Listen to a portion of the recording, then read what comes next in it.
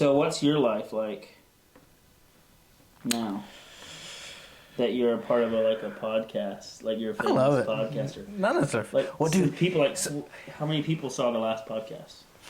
I didn't look at that recently. Oh, that doesn't really matter that much, but yeah, I guess that needs to be down, don't it? Yeah, get that figured out. You could actually probably fold it up a little bit more.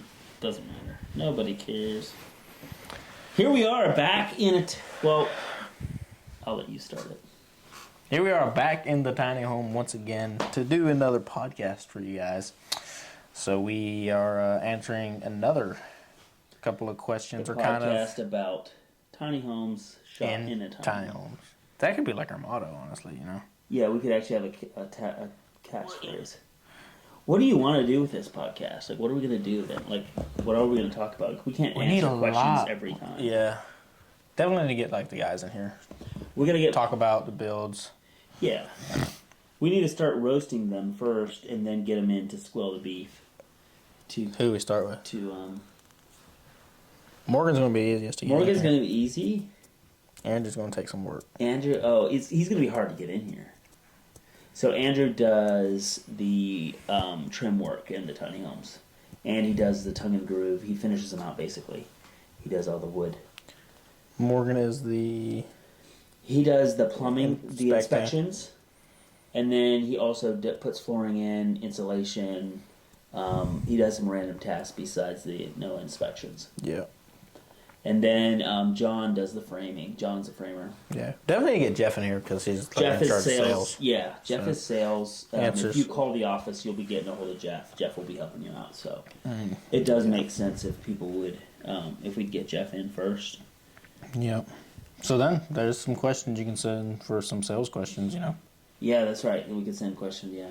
So, but this first question, and I guess this is kind of the only question we got on that, was from... Is this Allie Pyle or Allie Peel? Allie Peel? As a question. It's P-E-L-L-E. Is that Peel? She's got a question. If I had a name like that, I'd have some questions of my own, honestly. Okay, personally, I have 3 friends named Allie, so I don't know. Allie's more than a nickname in a way. You're standing... for... I know a few Alyssas. What's it short for? Alyssa or... something like that. Yeah. Allie. I don't know. But yeah, her question is, how do you find the right land? Oh, to park a tiny home, probably. Yeah. That is a good one, actually. I mean, I feel like it's hard. A lot of people would want to know. There's... Yeah, a lot of people... That's a big hurdle, actually, finding a place to park the tiny home. Especially depending on location. Here in Tennessee, Beans, I think... I haven't looked at it in a while, but I think it's... Aren't you buying land down the road? Trying to. I was trying to, and then that sale fell through. They wanted more. They wanted more money than they were originally asking? Or no, than what you offered? So we offered... So we had... Somebody else we know had made an offer on property. And they were going to take it, and then something was that they got it surveyed, and it wasn't as much land as he thought he was buying. Oh, yeah. And so he said, okay, you got to knock this much off. And they said, we can't take any less than that. What your original offer was already pretty low. So we went and offered them,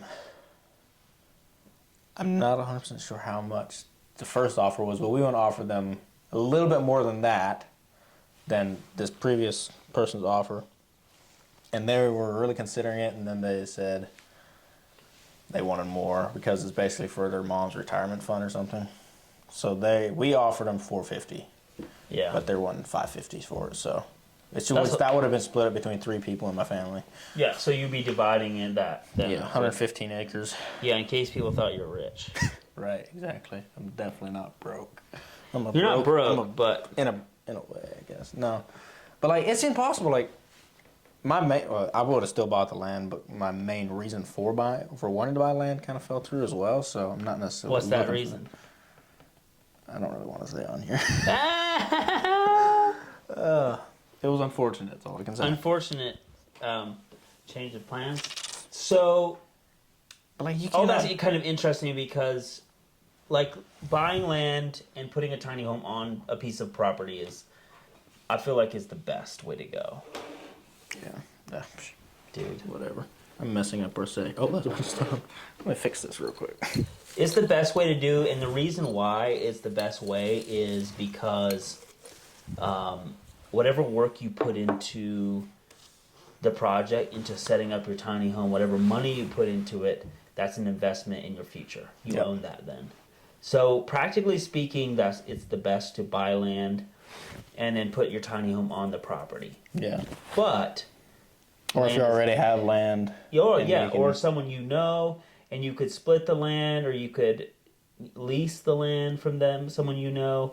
Mm-hmm. But land is so expensive right now. It's ridiculous. Like when I was looking, I mean, I'd still buy land if I found it for the right price right now. But like when I was looking, you could not, especially like in Cumberland Cove, Cumberland Lakes, you couldn't find an acre for under 20 grand. Yeah.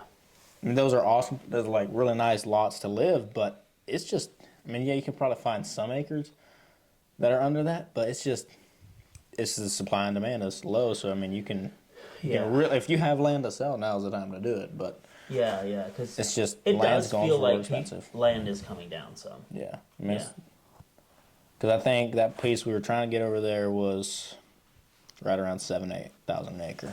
Yeah. So that's the best. Definitely is buying a piece of land or leasing a piece of land and parking a tiny home on it. So the steps to that would be then, once you own the property, you want to make sure that the property doesn't have restrictions on the deed that relate to RVs. Mm-hmm. But as long as it's not in a HOA or in the city, you should be good.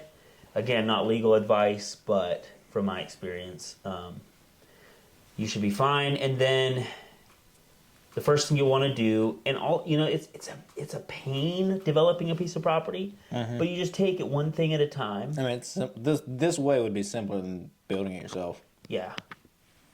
Oh yeah, for sure it would. And then you'd have to be paying a contract. I mean, either way, you're probably going to have to get a contractor to do at least some groundwork. But that extra 2-3 weeks it takes for them to build one of these things that's expensive. Yeah, exactly. Because that's another thing is with the price of land, contractors cannot afford to be booked out for too long. You know, especially when I was still doing roofing and stuff. Literally, a contractor, he'd call you 2 weeks before or a week before they wanted the roof done, and then you had to go do it. Their demand to be building, they're going to be charging a lot more for something that's just going to take them a week or two. Yeah. Probably than it sounds like a rabbit. Are we just going off on a rabbit trail? Yeah, we are going on a rabbit trail. Okay.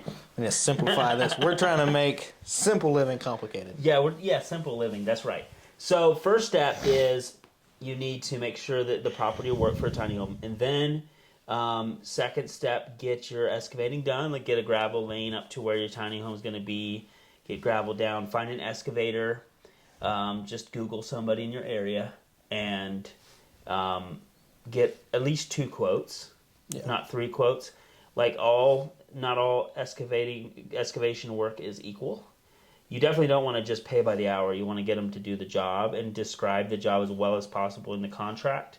And say, hey, I need a lane and I need a pad for my tiny home, and then I need gravel on the pad and gravel on the lane.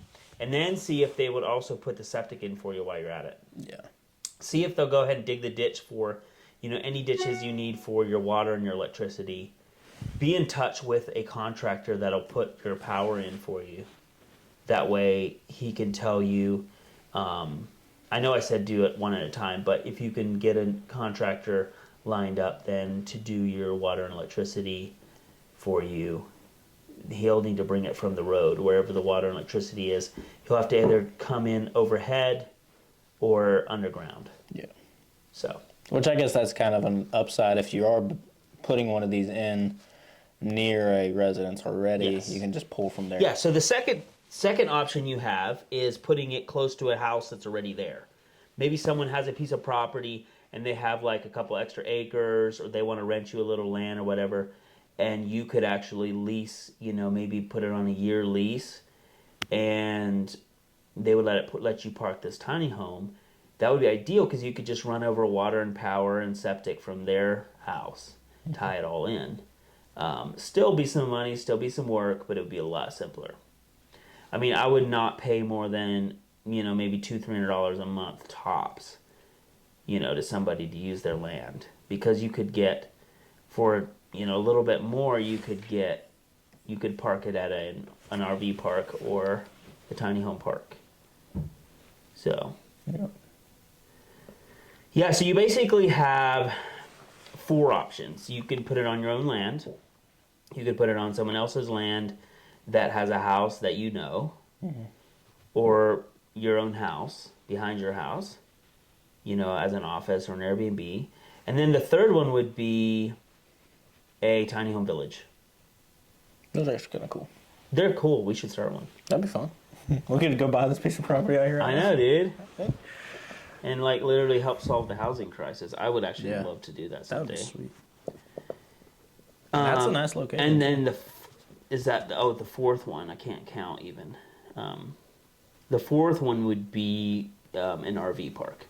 Because these things are NOAA certified, a lot of RV parks will actually recognize them as RVs. And they'll let you park them. Even though, of course, they're way better than RVs. But way better. They're stronger, tougher, Built better like a quality. tank. Better insulation. Everything is better. Oh, yeah. What? So, all right, dude. We got to stop this podcast. I know. We need to wrap it up. Nobody's listening anymore. Who cares about trailer parks? We could say whatever we want at this point. Nobody's going to even know we were talking. Nobody's going to hear. So, okay, should we wrap? How do we wrap it up about parking the tiny homes? I think don't stress over it. Don't stress. That's a good one. It's just. How would you actually do it in a way though that would not be stressful? So, like, if you're buying this land down here and you want to park it, you need a place to live. And you want to buy a tiny home.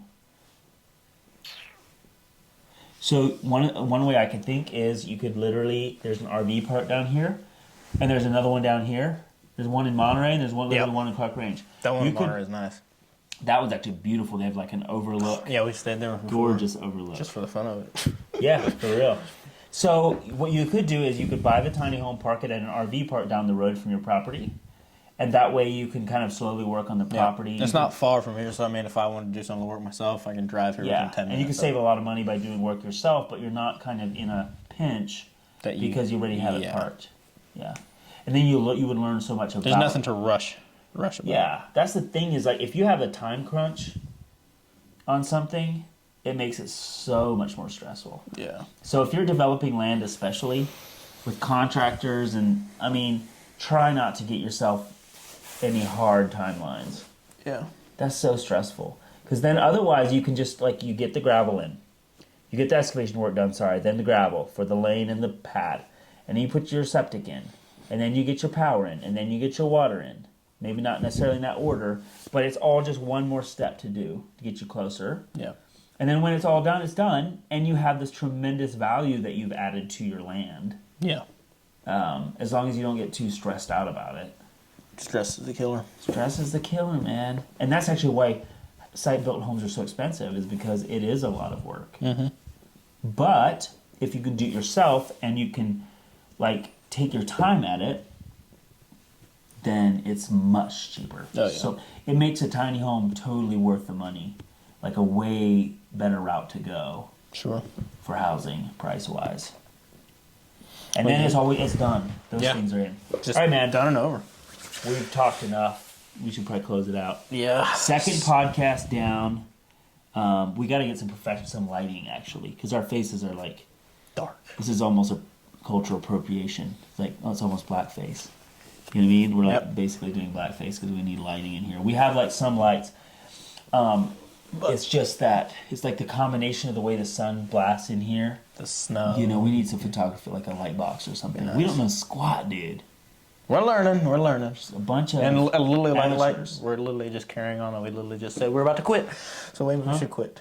All right. We just kept carrying on. So thank you guys. Make sure to subscribe and follow on all social media platforms. And ask us questions. Please, we'd love to hear your questions. Yes. Seriously. And also, we need suggestions on what to call the podcast. Yes, we're shooting a podcast about tiny homes in a tiny home. So think of that. The winner, like the person we pick, we will send you this exact one. So it's been in 2 podcasts today. Yeah. So if we pick a name, So, All right. Ciao. Thank you.